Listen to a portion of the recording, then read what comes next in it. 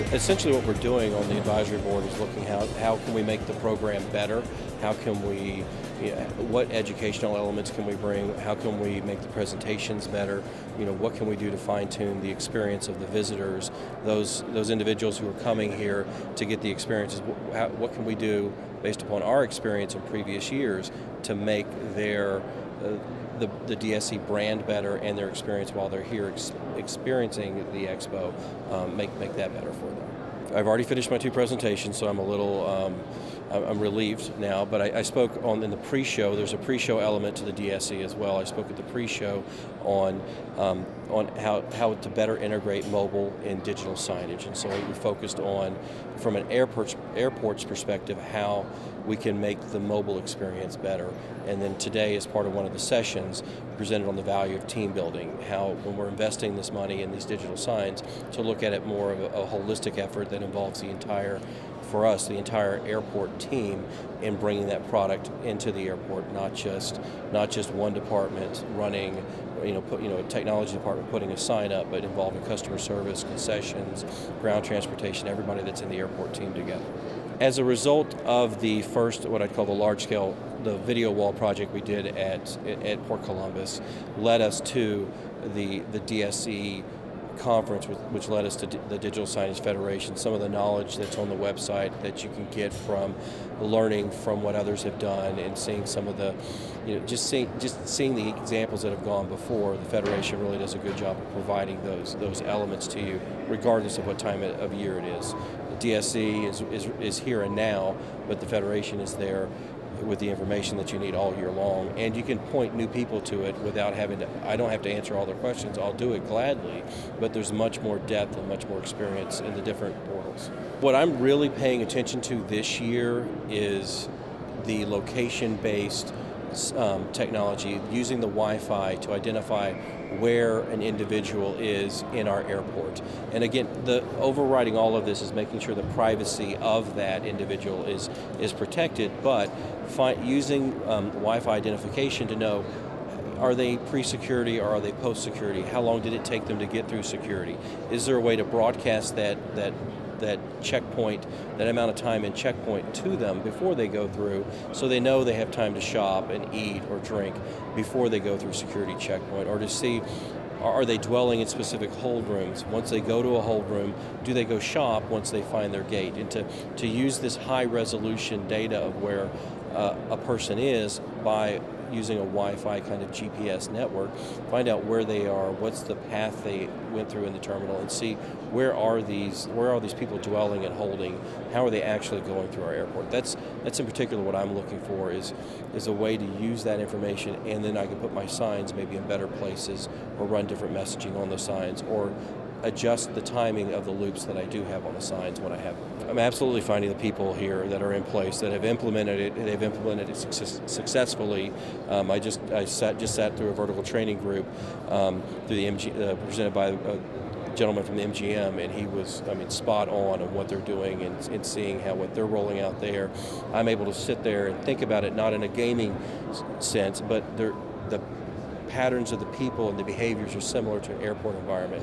So being able to look to see for the transferable skills, the transferable technology that might flow from a gaming floor, but also would work well in an airport. Again, then that's why it's important to maintain the privacy in the individual, because can be concerned about protecting the privacy, because depending on what age you are, you have a different sensitivity to what information is being pushed out there. And so there's generational gaps.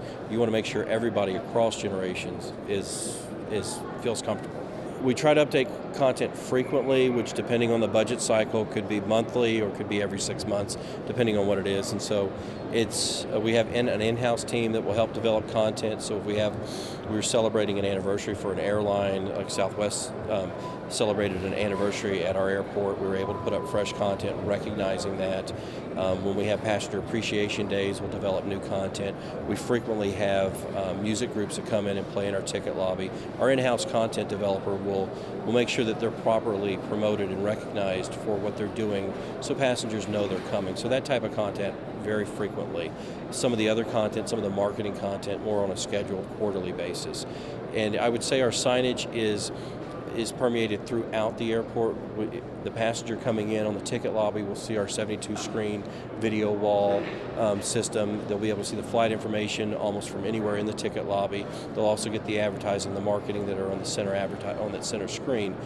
But as they go through the airport, we have flight information screens at convenient locations. There's also one of those screens is dedicated to an advertising and marketing loop. So that'll be throughout the airport. If a passenger is deplaning or leaving the airport, they'll go down to baggage claim, and there's 70-inch screens on baggage claim that are more advertising directed. Then we have some 52 inches that are, these are the flights that are coming in on this baggage claim device, so that the people know, first they know that their bags are coming in on this flight, but then they also get presented with the advertising and the marketing messages. And there's screens on soffits as you're walking through the terminal. There's 80 inches that are on the wall. We have a really good partnership with Clear Channel. Some of the screens are ours, some of the screens are theirs, and that will kind of drive. You'll see more advertising on theirs, and you'll see more airport marketing and airport messaging on ours. And so it's a pretty good balance. Yes. Our relationship with Clear Channel has been, I'd say it's outstanding, absolutely outstanding. As a digital surface, it's got to be touch. Touch has to be this. For me, that's the only answer that I would see, is that people expect almost all digital surfaces now to have some form of touch component to them. I see them try to touch when there's a screen within reach and it's not touch sensitive, they'll still touch it.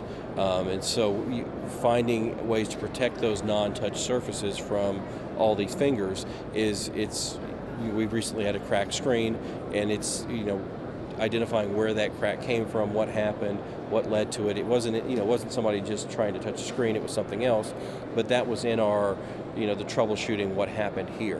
And so figuring out that people expect that, and it's a natural reaction. Even some of the displays of flight information that are on the floor out here, some of these flight information screens are now, you touch the screen, your flight, what your flight number is, you touch that screen, it'll give you even more information, tell you when the inbound flight is coming.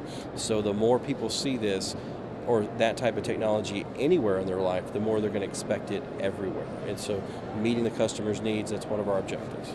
I would say it is now. It wasn't originally. We didn't shop for our video wall or the stuff that was, all the back of the house mechanics for it. We didn't shop that here beforehand. I still think we ended up with a solid product, but what I wonder is if we had come here before we had scoped out the project, how would the project have been different? And potentially, would the project have come in a little less expensive? Were there things that we could have done, were the technologies in place that someone had that maybe it would have saved us 5% or 10%? We're getting the ROI we need right now from the video wall, but it would have helped us make that ROI back a little bit sooner, and then maybe improve. It's a great experience, but could we have taken it was there a next level we could have taken it to? So now, yes, we shop before we scope. This is an exceptional business environment. It's everybody that I've worked with, whether it's been in the sessions, presenting in the sessions, the questions they're asking in the sessions. It starts in the pre-show sessions. First session I was in this morning, it was there coming in. They understand that you're not just looking for something flashy to have something flashy. We need something flashy we need this for a reason. We're trying to connect with the customer. We're trying to make the customer's experience better. We're trying to improve their time when they're in our environment, and this is how we're doing it. And so, they clearly understand that, and there's the return on investment, return on the opportunity that we're trying to create by the product, by the digital screen being in our environment. It's a 72-wall video system, but it's comprised of a center 12x4 video wall, which is where our advertising and marketing is located, and then 2 3x4 flight information screens on either end.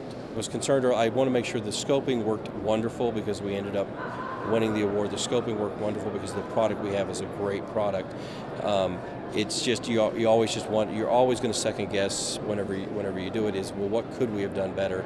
And if we could have done anything better, I think that's what we would have probably tweaked. But the ideas that were developed in the process of, one of the reasons why I think we took as high of a place is we didn't just present the digital sign, here's your digital sign, but we included elements around the sign. We also included backlighting, LED backlighting that could be selected by the advertiser. So it wasn't just presenting a surface to the passengers; it was presenting an entire environment to the passengers. And so I think that's what caused us to get so high up on the list. So it was the entire environment. Oh, absolutely. It's a very active, an active, dynamic little community. It's actually not little. It encompasses many different disciplines. But when we're together and we're discussing, it's vibrant conversation. There's challenging ideas thrown out. There's definitely an interest in pushing the envelope of ideas and making again, going back to the experience, making the experience of the visitor here on the few days they have, making it better and making it more valuable to them in the long term. Digital Signage Expo, this is where the Columbus Regional Airport Authority comes to get connected with the industry.